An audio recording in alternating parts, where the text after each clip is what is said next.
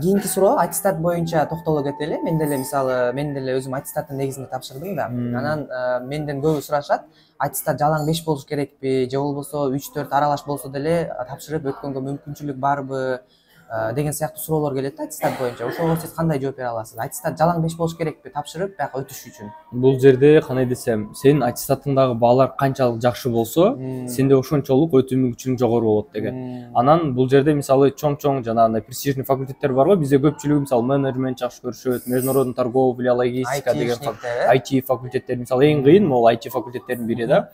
Бул жактарга сен подача кыласың, и подача кылганыңда анын ичинен эң кандай десем ортоламасы жанагы GPA барго, 5тик система биздики, билесиңби? Ошонун ичинен эң алдыңкылары өйдөгө чыгып кете берет да.